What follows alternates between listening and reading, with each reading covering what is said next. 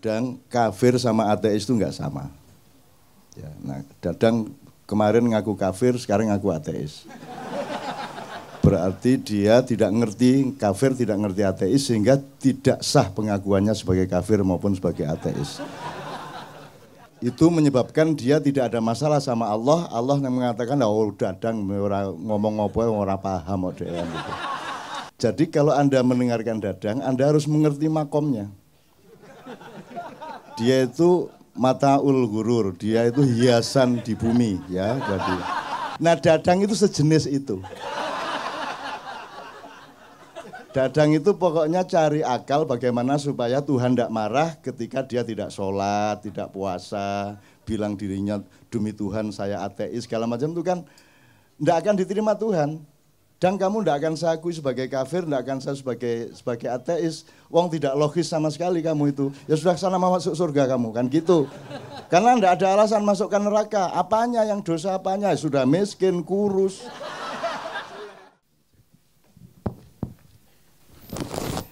Ya saya waktunya sangat terbatas, jadi 3:30 saya harus ke airport. Karena jam 9 pagi acara di Bandar Lampung. Jadi saya mohon izin untuk sepadat mungkin. Kalau saya turutin respon saya terhadap, saya dengerin dari awal kok di belakang sana. Jadi saya bersyukur malam hari ini Anda berlangsung. Saya lihat ini tidak bisa terjadi kalau tidak suci Anda semua. Mungkin kalau fisiknya nggak suci lah, tapi kalau sedang nggak suci, tapi hati Anda suci. Pikiran Anda suci, kalau tidak suci Anda tidak bisa bertahan lebih dari 2 jam. Dan saya bersyukur Indonesia masih ada KC yang tidak ada di seluruh dunia kecuali di Jakarta. Yang gitu. Pertama. Yang kedua gini, dan kafir sama ateis itu nggak sama. Ya, nah, Dadang kemarin ngaku kafir, sekarang ngaku ateis. Berarti dia tidak ngerti kafir, tidak ngerti ateis, sehingga tidak sah pengakuannya sebagai kafir maupun sebagai ateis.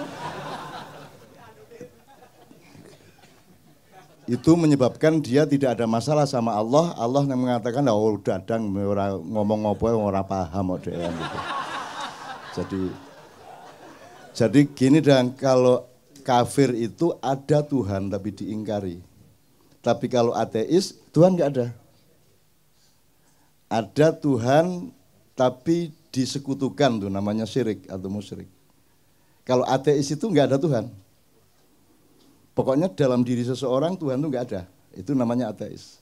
Nah, jadi kalau Anda mendengarkan Dadang, Anda harus mengerti makomnya. Dia itu mataul gurur, dia itu hiasan di bumi, ya. Jadi yang penting indah dan menggembirakan. Tidak usah diukur ini Mas Murni apa KW4, enggak benar dah. Pokoknya yang penting Dadang menggembirakan.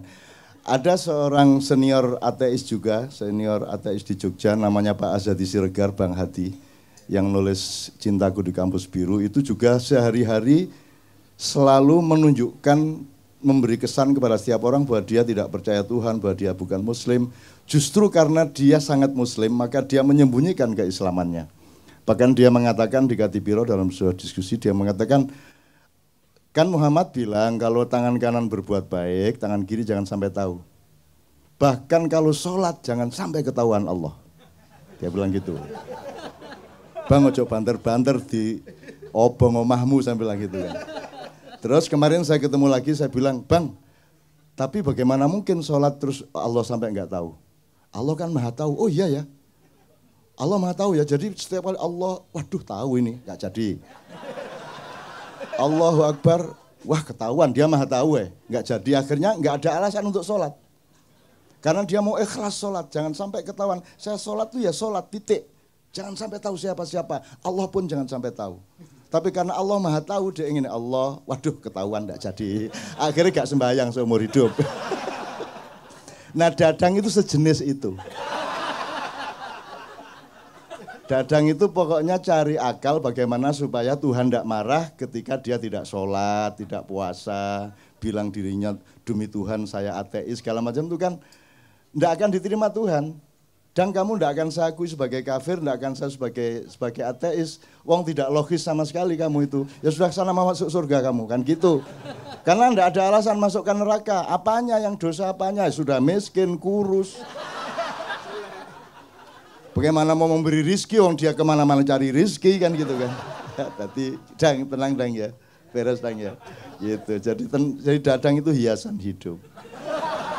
Anda harus melihat dia sebagai sumber kegembiraan itu pertama. Jadi gini Mas, gini aja. Sebenarnya nanti saya akan ngomong kenapa kok ada judul ini. Singkat kata asal usulnya itu Kadipiro, pusatnya Ma'iyah, koordinatornya itu kasih saran.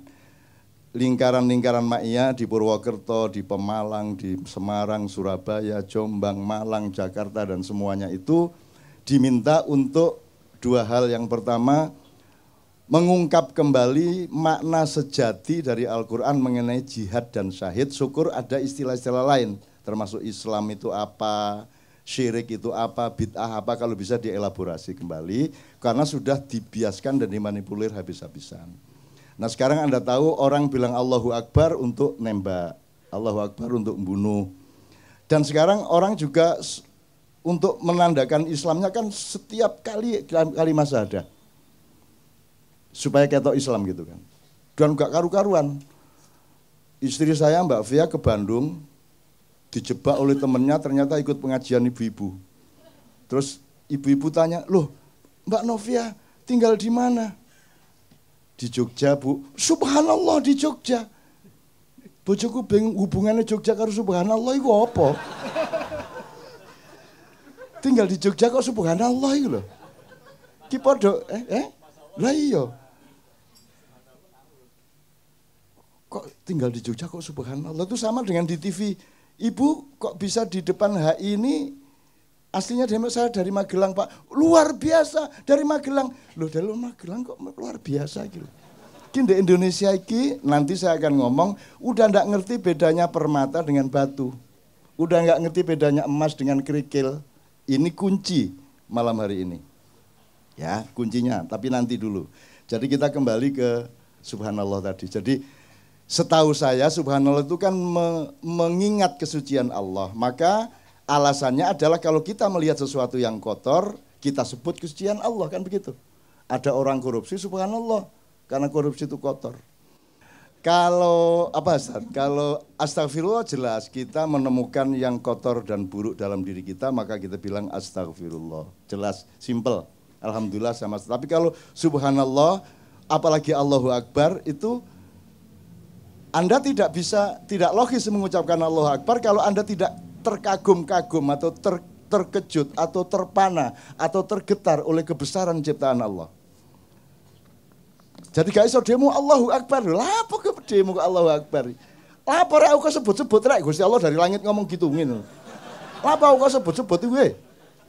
Kamu enggak kagum apa-apa kok mau bunuh orang kok Allahu Akbar. Allahu Akbar itu kan tadi terusannya Rabbana ma khalaqta hadza batila.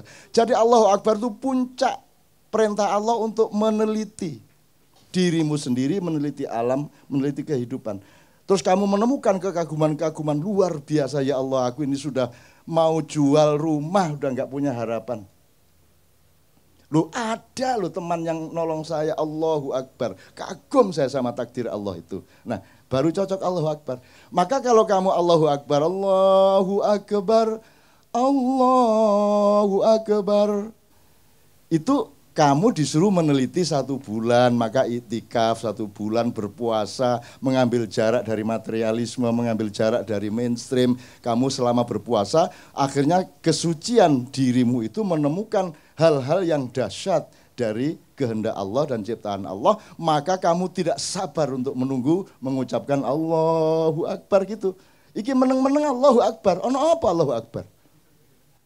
Iya nono ndas melaku dewe 5 ngono iku Allahu Akbar. Apa kaki 1000 tadi ada memedi 1000 sikil 1000 melaku ganti awak itu. Utawa ana tangan ngene iki karo nyekel nyekel dekmu iki ya.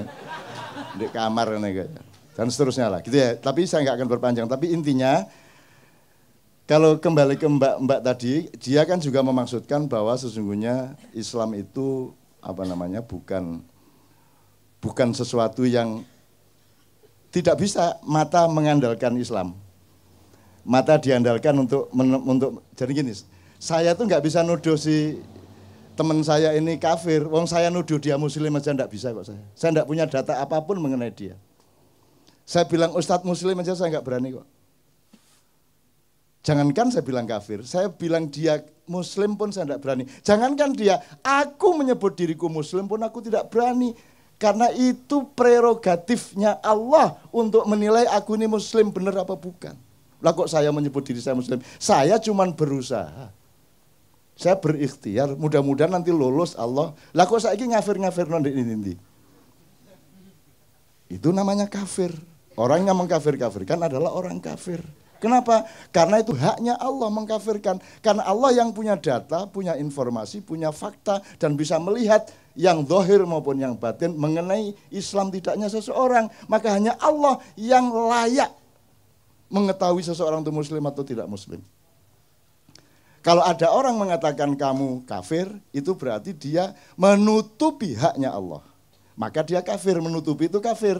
Makanya bahasa Inggrisnya cover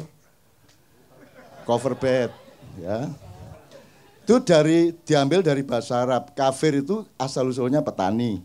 Petani itu disebut kafir karena pekerjaannya menutupi tanah dengan tanaman. Terus diambil untuk istilah teologi. Jadi kafir adalah orang yang menutupi kebenaran Allah. Apalagi nggak hanya menutupi tapi mengklaim haknya Allah dipakai oleh dirinya. Itu kafir muakkad dan mughaladhah. Kira-kira ngono ya Rek ya. Jadi sekali lagi ya, makanya saya tidak pernah peduli Anda beragama apa. Anda otentik apa tidak gitu, Anda jujur apa tidak, begitu dok saya tahunya. Bagaimana saya tahu Anda muslim? Apa mergo kupluan? Apa Anda muslim? Sekarang itu Masya Allah sudah sampai ke situ, kita ditipu selama 500 tahun sampai 700 tahun. Itu nanti kalau ada waktu baru kita omongkan yang 500 tahun, 700 tahun, meskipun tidak perlu eksplisit.